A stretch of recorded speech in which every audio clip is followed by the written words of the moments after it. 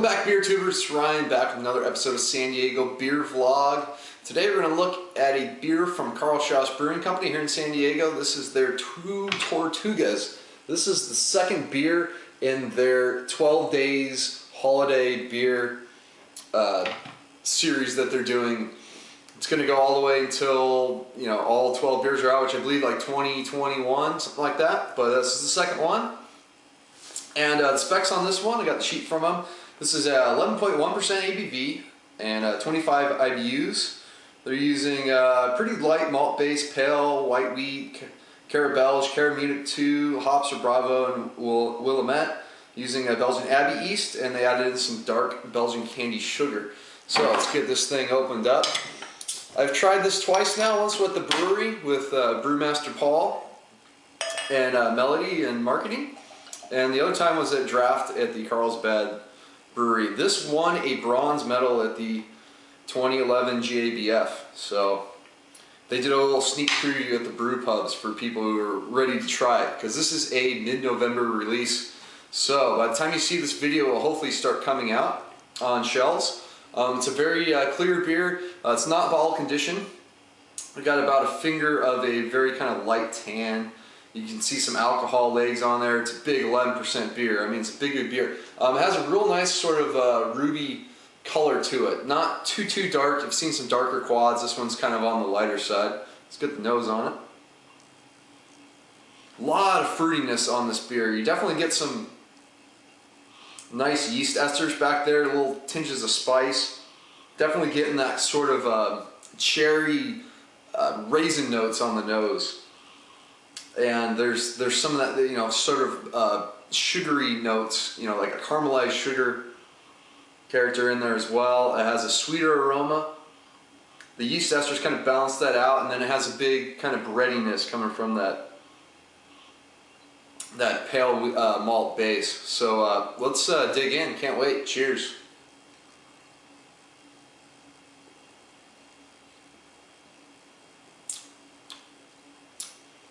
Yeah, that's good stuff. It's drinking just like I remember it. It's a big beer. This is pretty fresh bottle, but that alcohol, that 11%, very well masked. You can feel it going down your throat. It's very warming. It's a very cool day for San Diego. So this is a great beer for this cooler weather when we do have it in San Diego. A lot of fruitiness to the beer. That's kind of my first impression of it. I get like lighter fruits. I get a lot of cherry on it actually. I really enjoy cherry notes in beer. When you know, you get those cherry notes, but there's no actual, you know, cherry fruit added to the beer. I get a lot of that up front. Then it sort of falls into that more like caramelized raisins character, that kind of sugary raisin aspect, kind of mid-palate. And then as it dries out on the back end, you start getting some of those yeast esters, a little bit of like a pepperiness, not like overly done, maybe slightly clovey.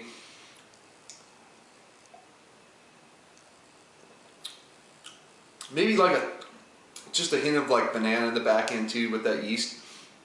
It's really drinkable. It's nice, you know, sweet, round, smooth flavors up front, and then dries out really nicely with the, you know, the alcohol helps dry it out. The hops, that yeast strain just attenuates really nicely.